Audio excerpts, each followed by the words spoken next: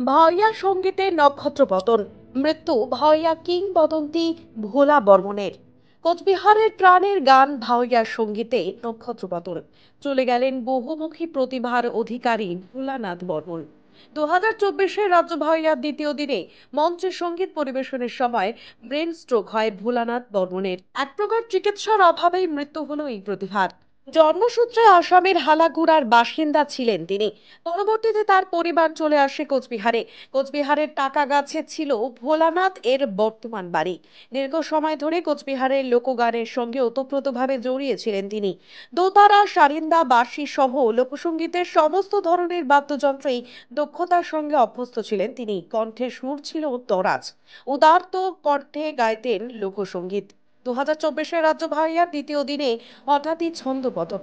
মঞ্চে থাকাকালীন হঠাৎই অসুস্থ হয়ে পড়েন তিনি।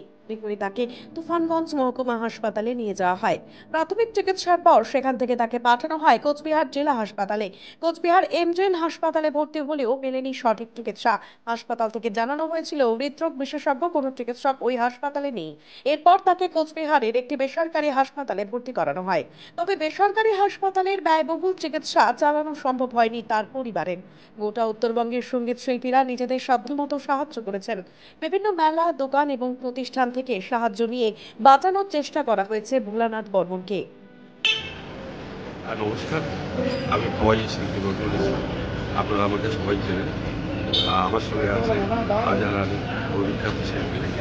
আমার সঙ্গে আছে নতুন ধর্মা, আমার সঙ্গে আছে বঙ্গরত্ন মলিন দাস, এবং আমার সঙ্গে আছে ভোলানাথ বর্মণের বউ এবং ভোলানাথ ছেলে, সে আছে। আমরা শিলা নার্সিংহোমে আছি। সেখানে আপনারা ইতিমধ্যে সবাই হয়তো জেনে গেছেন যে আমাদের প্রিয় শিল্পী, আমাদের সবার প্রিয় মিউজিশিয়ান এবং উত্তরবঙ্গের বিখ্যাত দোতরাবাদক, সারিন্দাবাদক, বাঁশিবাদক, বিভিন্ন ইনস্ট্রুমেন্টে খুব পারদর্শী, ভাওয়াইয়ার জগতে একটা বিখ্যাত নাম এই সময়ের মধ্যে। সে আমাদের রাজ্য ভাওয়াই উৎসবের দ্বিতীয় দিনে পারফরমেন্স করতে গিয়ে সেখানে স্ট্রোক করেছে স্টেজে। আমরা এসে এই শিলা নার্সিংহোমে ভর্তি করেছি। আজকে শিলা নার্সিংহোমে আছে।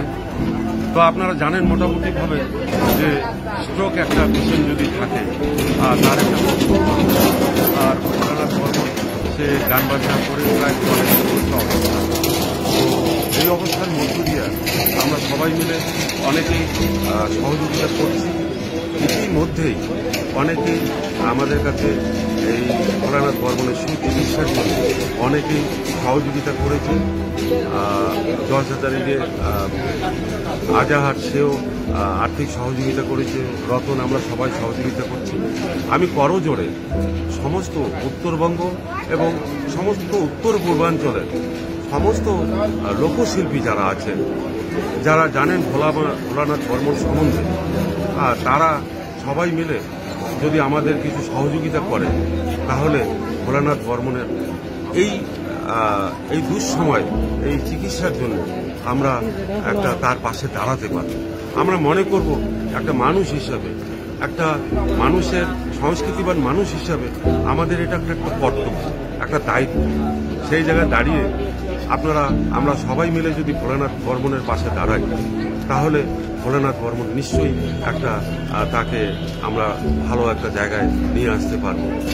সেই জন্যে আমি সবার কাছে, সমস্ত মানুষের কাছে, যারা এই ভিডিওটা দেখবেন, যারা এই ভিডিওটাকে একটু দেখবেন বা আমাদের কথাটা বুঝবেন, আমাদের দুঃখের কথাটা ভাববেন, তারা আমাদের এই সহযোগিতাটা করবেন।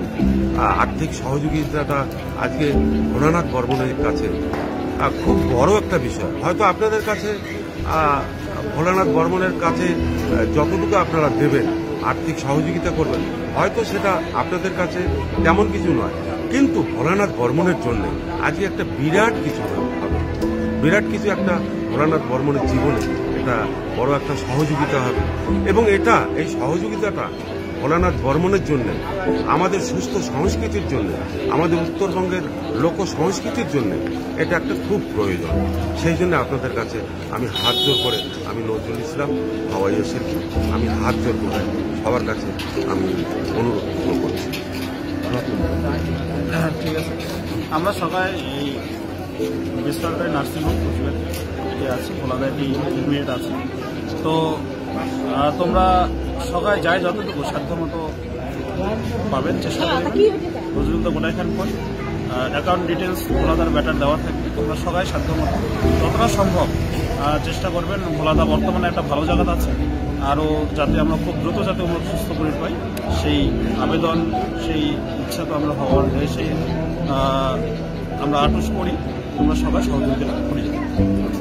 নমস্কার। সকলকে অনুরোধ রইল যে আমাদের সকলের প্রিয় শিল্পী ভোলানাথ বর্মন আমাদের গর্ব। তিনি আজ এই বেসরকারি শিলা নার্সিংহোমে চিকিৎসাধীন অবস্থায় আছেন।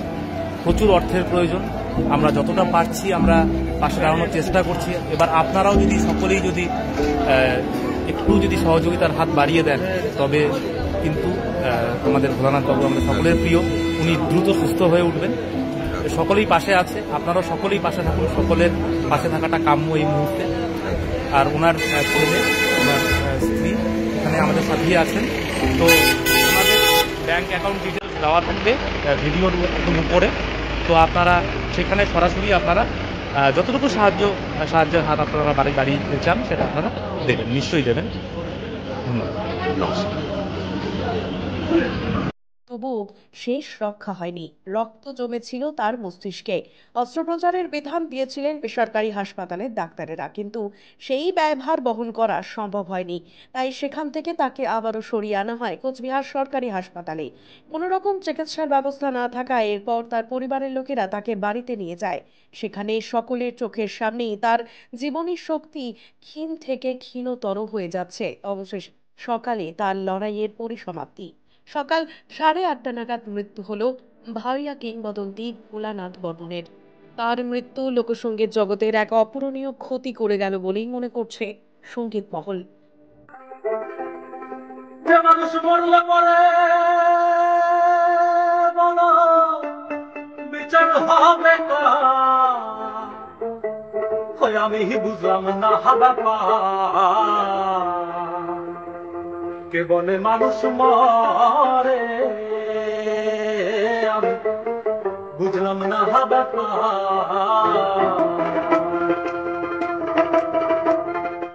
তিনি চলে গেলেন, পেছনে ফেলে গেলেন তার সমাপ্ত এবং অসমাপ্ত কিছু কাজ।